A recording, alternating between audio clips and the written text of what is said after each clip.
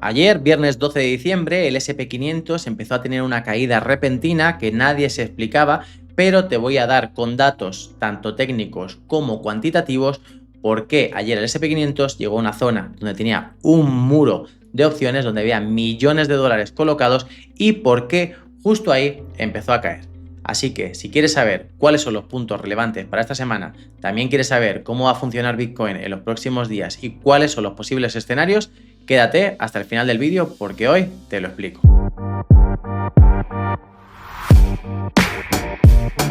Bueno, si nos vamos al gráfico, aquí podemos observar claramente que la vela de ayer pues fue una vela fea, una vela de caída, prácticamente cerró cayendo un 1%, el Nasdaq en su caso el futuro estaba cayendo prácticamente un 2,5%, pero bueno, si nos vamos al SP500 vamos a hacer un análisis rápido a nivel técnico. Fijaos que tenemos aquí en la zona del 6.900 una zona de máximos que se llegaron a tocar en octubre de este año, y esta zona ha actuado como una zona de resistencia natural, una zona donde el precio no podía pasar. Pero no nos vamos a quedar con eso, nos vamos a quedar con por qué tenemos esa zona de resistencia y dónde la tenemos montada ahora, para saber exactamente cuáles pueden ser los posibles movimientos de cara a la semana que viene.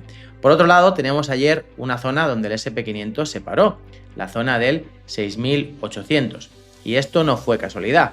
No fue casualidad porque además de que desde el punto de vista técnico podíamos tener aquí una especie de formación de lateral en esta zona entre el 6.800 y el 6.900, realmente lo que tenemos es un muro a nivel de opciones. Para ello nos vamos a ir a ver cómo están las opciones en el mercado. Fijaos que ahora mismo tenemos estas zonas de aquí. Ayer el precio del strike cerró en 6.827 y tenemos la zona del 6.900 y la zona del 6.800 como unas zonas donde tenemos mucha concentración de opciones. Por en medio tenemos la zona del 6.850, donde tenemos también una concentración importante de opciones. Por arriba tenemos el 7.000 como una zona clara máxima, donde el precio, si consigue llegar ahí, muy difícilmente lo va a poder pasar a la primera. Pero bueno, vamos a ver desde el punto de vista tanto técnico como cuantitativo por qué se produjo el movimiento de ayer.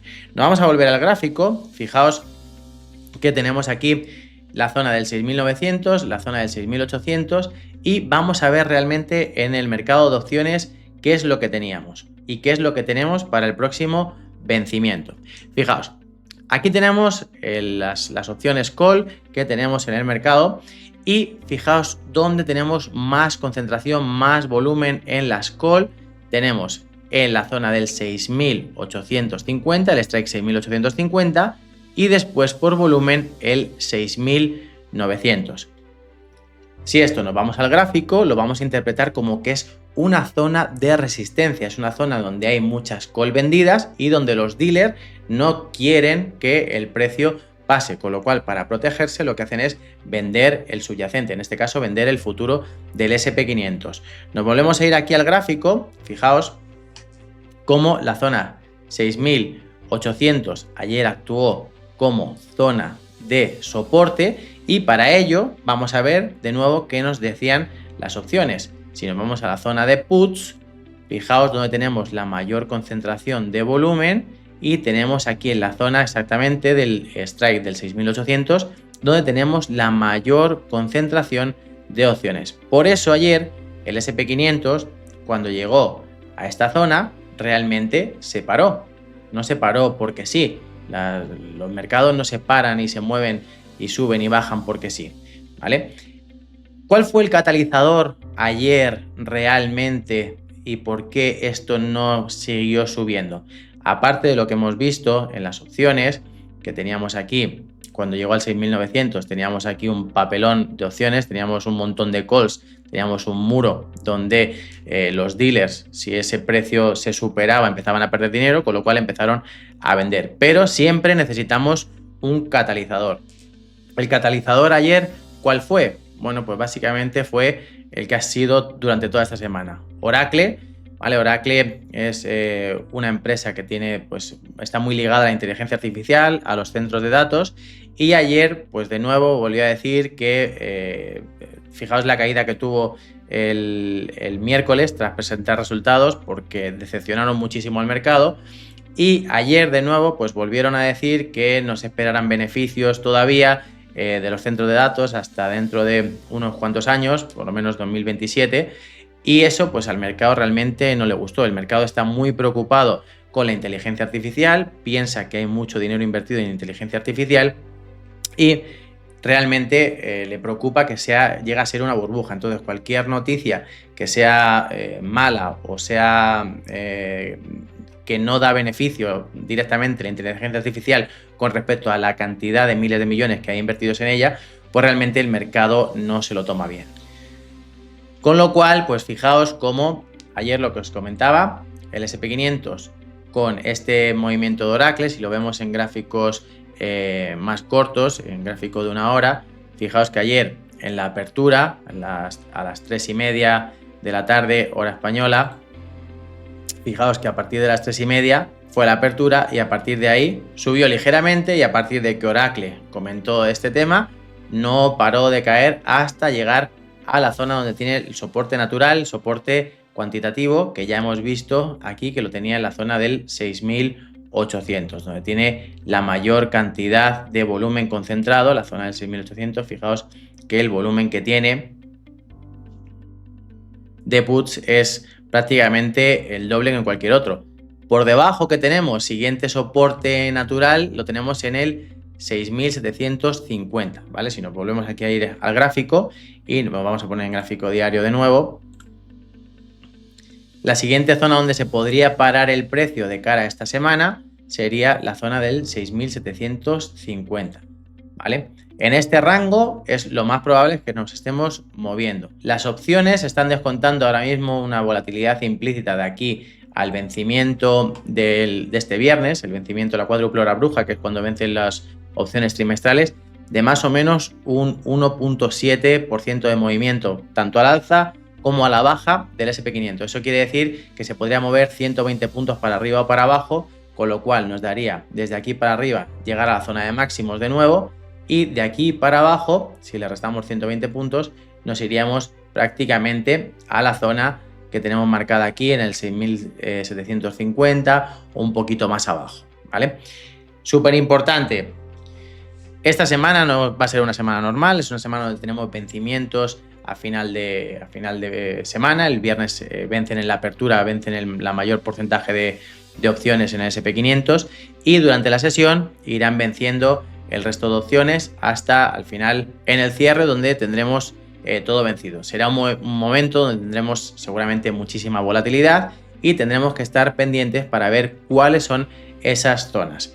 ¿Qué es lo más probable o lo que más puede pasar? Pues en un mercado como el que tenemos, es que cuando el precio se acerque a una de las zonas marcadas en las opciones, fijaos que tenemos zona por abajo, tenemos el 6.800 como primera zona relevante y 6.750, que veamos que ahí podemos tener un rebote, puesto que al mercado no le interesa que ese precio se pierda, ¿vale? Porque si no, los dealers tendrían que vender ya agresivamente, pasaríamos a gamma negativa, y entonces sí que podríamos ver un movimiento mucho más fuerte. Sí que es verdad que necesitaríamos un catalizador para que pudiéramos ver ese movimiento durante la semana que viene, pero lo más probable es que durante esta próxima semana pues veamos movimientos de este estilo en el SP500.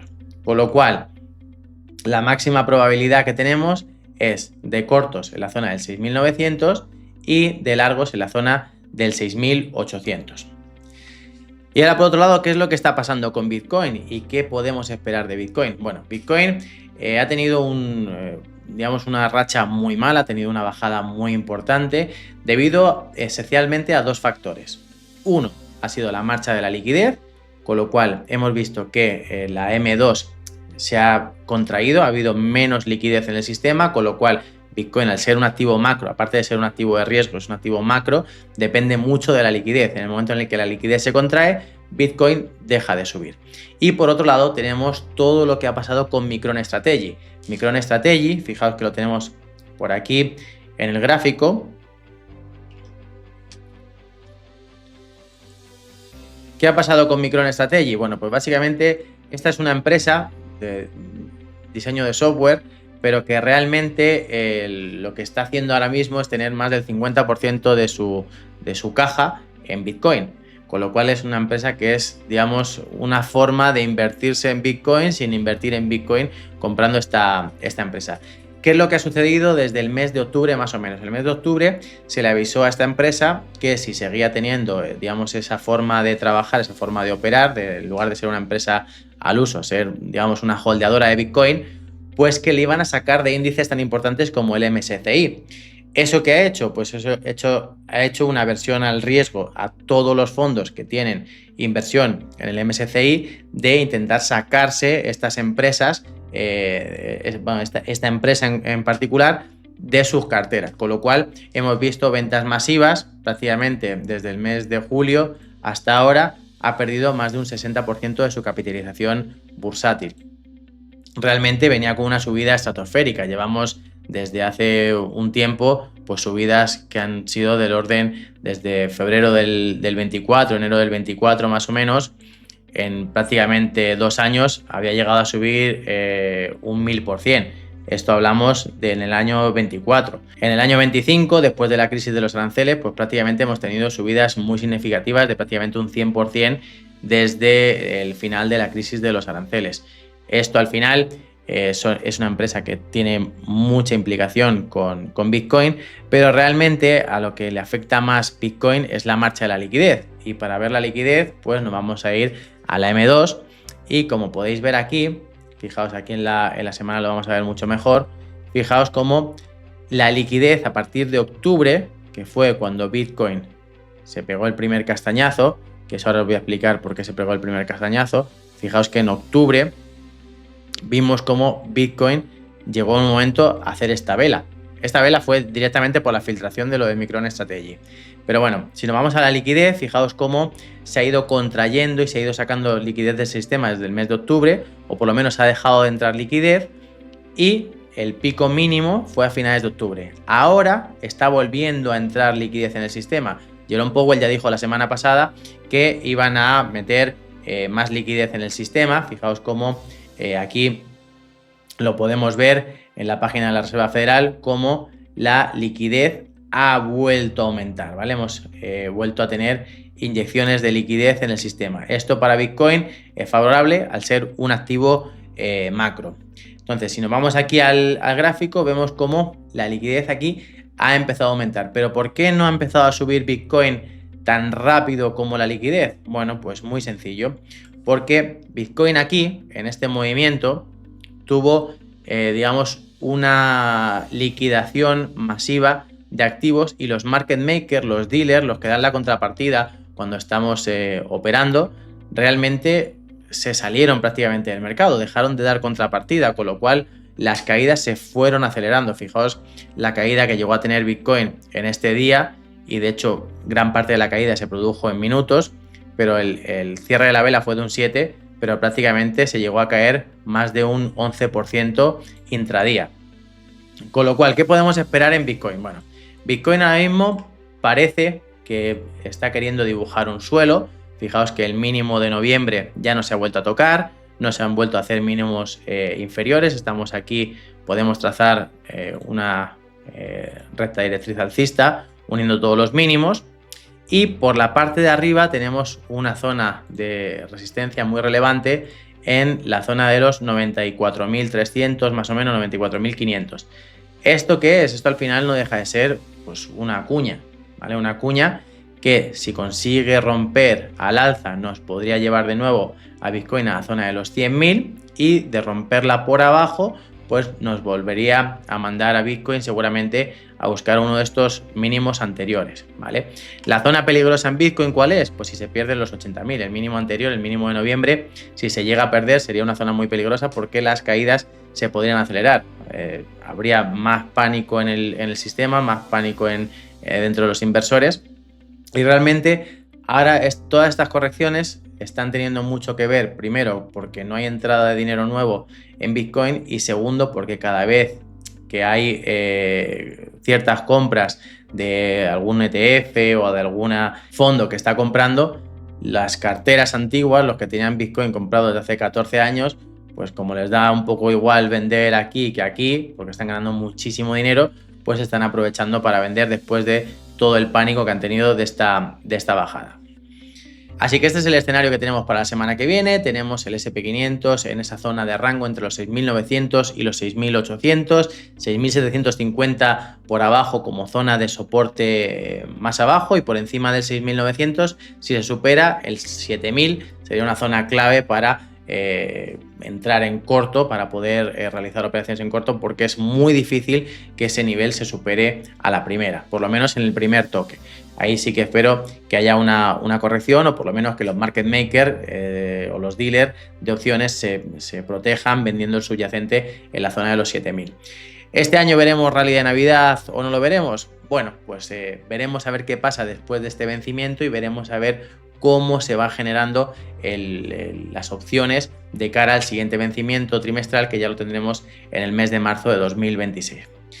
Y nada, si te ha gustado este vídeo, donde te explico los mercados sin humo, sin demagogia y sin explicaciones baratas ni FOMO, pues te animo a que me des un like, te suscribas al canal, y si quieres que analice algo en concreto, pues déjamelo en comentarios, que con gusto lo prepararé para siguientes vídeos.